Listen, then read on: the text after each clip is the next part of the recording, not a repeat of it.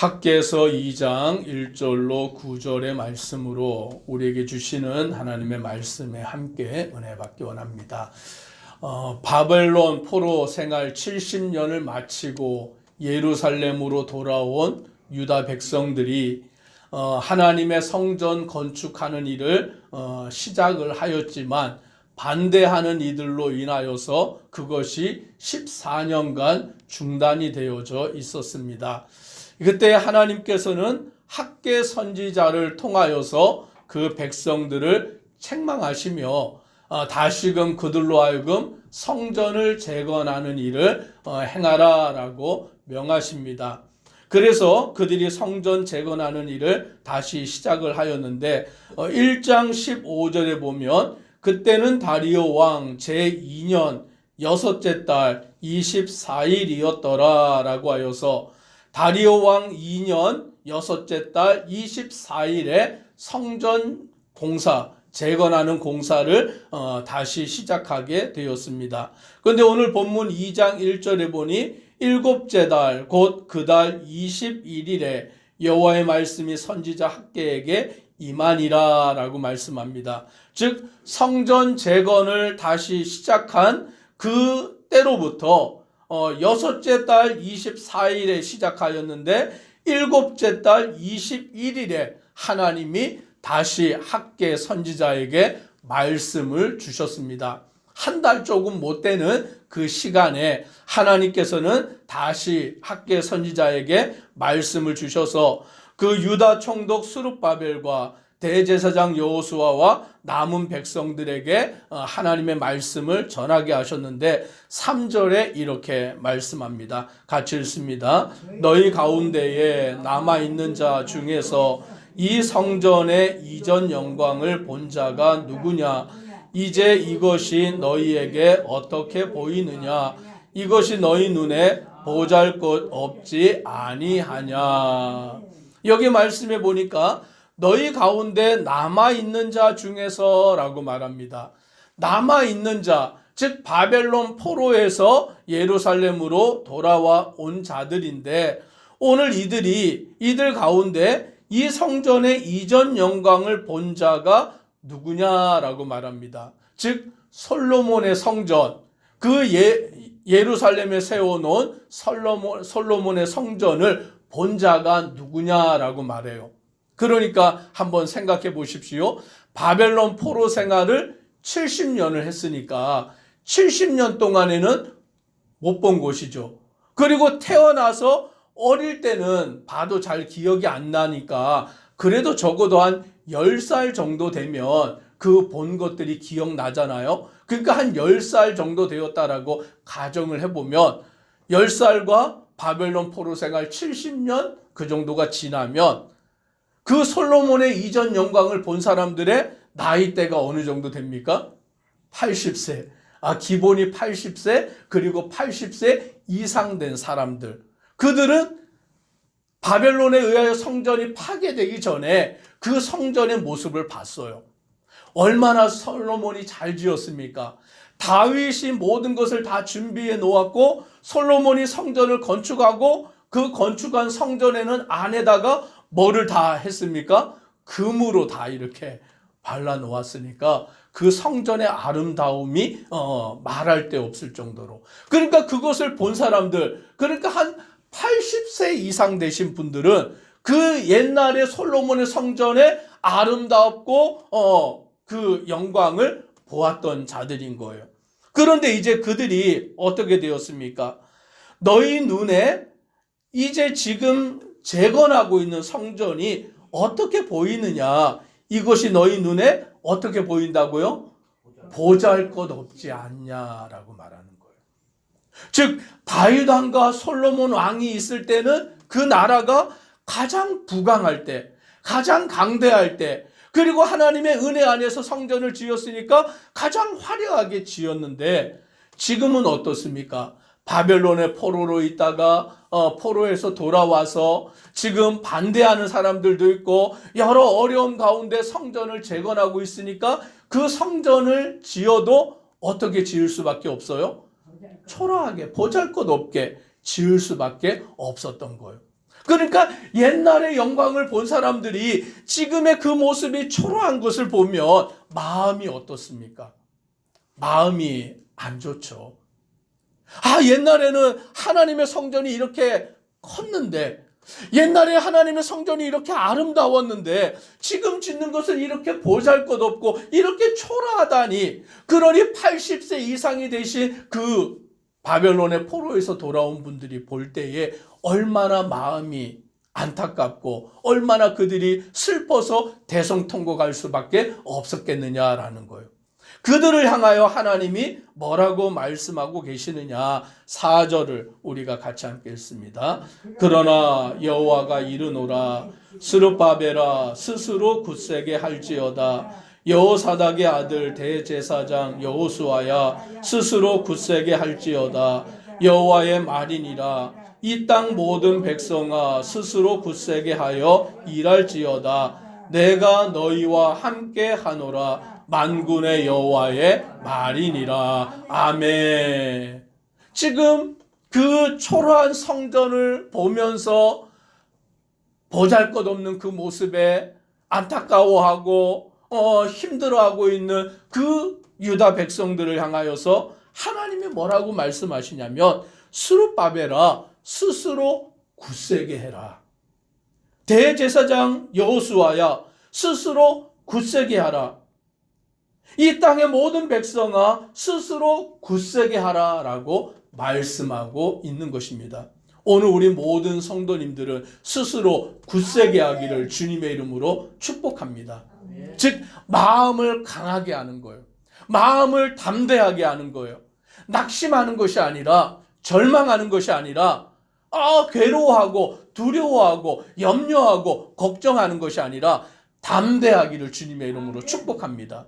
오늘 하나님을 믿는 성도들은 스스로 굳세게 하는 거예요. 믿음을 강건하게 하여서 굳건히 서서 흔들리지 않는 것이죠. 시험이 와도 넘어지는 게 아니라 심지를 굳건하게 하여서 온전히 서 있는 것이죠. 왜 그러냐면 오늘 여기 말씀해 보니까 하나님이 뭐라고 하시냐면 내가 너희와 함께 하노라. 아멘. 하나님이 나와 함께 하시기 때문인 줄 믿습니다. 아멘. 오늘 하나님이 그 바벨론 포로에서 돌아온 유다 백성들, 예전의 성전의 아름다운 모습에 비하여 지금 재건하는 성전의 모습이 초라하지만 그것으로 인하여 너희가 낙심하지 말아라. 두려워하지 말아라. 내가 너희와 함께 한다라고 말씀합니다. 그러면 성전이 초라해도 상관이 있습니까? 없습니까? 상관이 없어요. 왜요? 누가 함께 하시기 때문에요? 하나님이 함께 하시니까. 오늘 우리는 환경에 좌우될 때가 많은데 옛날에가 좋았는데, 우리가 그런 말 하잖아요. 옛날이 살기가 좋았는데, 막 그런 말을 하지만 아니에요. 왜냐하면 지금 하나님이 우리와 함께 하시기 때문입니다.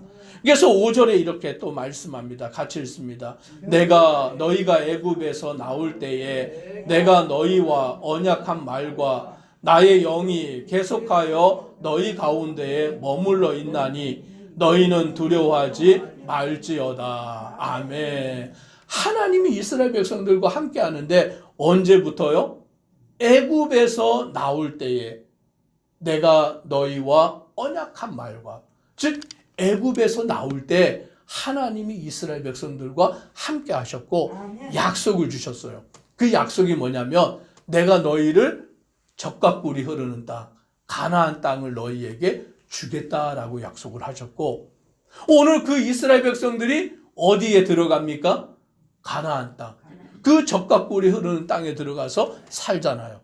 그런데 그들이 죄악을 행하고 우상을 숭배하니까 하나님이 멸망시켜서 그 유다 백성들을 바벨론 포로로 끌려가게 하셨는데 뭐라고 또 약속을 하셨냐면 70년이 지나면 다시 예루살렘으로 돌아오게 할 것이다.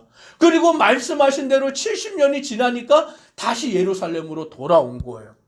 그리고는 그 돌아온 가운데서 오늘 하나님이 뭐라고 하시냐면 나의 영이 계속하여 너희 가운데에 머물러 있나니라고 말씀합니다.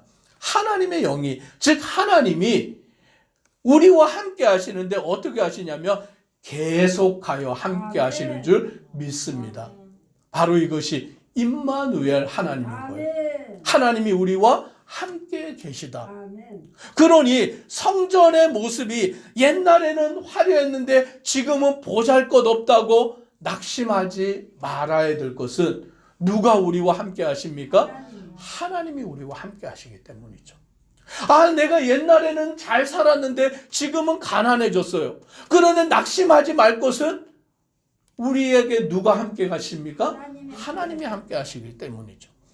옛날에는 내가 건강해서 모든 것을 할 수 있었는데 지금은 건강이 약하여져서 아무것도 할 수 없는 연약한 인생이 되었어요. 그래도 낙심하지 말 것은 우리와 누가 함께 하십니까? 하나님이 함께 하시기 때문인 줄 믿습니다. 그래서 우리는 하나님이 계속하여 우리 가운데 머물러 계시는 것을 믿기 때문에 무엇을 하지 말아야 됩니까? 너희는 두려워하지 말지어다. 아멘. 두려워하지 말기를 주님의 이름으로 축복합니다. 하나님의 약속을 믿고 의지하고 나아가는 것이죠. 그래서 하나님께서는 뭐라고 말씀하시냐면 6절에 만군의 여호와가 이같이 말하노라 조금 있으면 내가 하늘과 땅과 바다와 육지를 진동시킬 것이요. 하나님이 온 세계를 다스리시는 것이죠. 또한 모든 나라를 진동시킬 것이며 모든 나라에 보배가 이르리니 내가 이 성전의 영광이 충만하게 하리라. 만군의 여호와의 말이니라 라고 말씀합니다. 모든 나라를 진동시키고 모든 나라에 보배가 이른다 라고 말하는데 여기서 말하는 보배는 사모하는 것을 의미합니다. 근데 그 사모하는 것이 뭐냐면 바로 메시아인 것이죠. 이 땅에 오실 메시아 예수 그리스도를 온 세상 사람들이 사모하게 된다라고 말씀하시고 오늘 메시아 예수 그리스도가 오시면 어떻게 됩니까? 내가 이 성전의 영광이 충만하게 하리라 라고 약속해 주시는 거예요. 예수 그리스도로 인하여서 성전의 영광이 충만하게 되는 줄 믿습니다. 왜냐하면 예수님이 교회의 머리가 되시고 예수님이 이 교회의 몸이 되시기 때문에 오늘 이 성전은 건물로서의 아름다운 것이 중요한 게 아니라 누가 계시는 거예요? 하나님이 계시는 것. 예수님이 계시는 것. 그것이 바로 은혜인 것입니다. 그래서 8절로 9절 같이 읽습니다. 은도 내 것이요 금도 내 것이니라 만군의 여호와의 말이니라 이 성전의 나중 영광이 이전 영광보다 크리라 만군의 여호와의 말이니라 내가 이곳에 평강을 주리라 만군의 여호와의 말이니라. 아멘. 이 성전의 나중 영광, 지금 초라하고 보잘것없는 그 성전의 나중 영광이 이전 영광, 솔로몬이 지은 그 아름다운 성전의 영광보다 더 어떻게 됩니까? 크다라고 말씀합니다. 왜냐하면 그곳에 하나님이 평강을 주시기 때문이죠. 하나님이 함께 계시고 예수 그리스도께서 임재하여 계시기 때문이다라고 말씀합니다.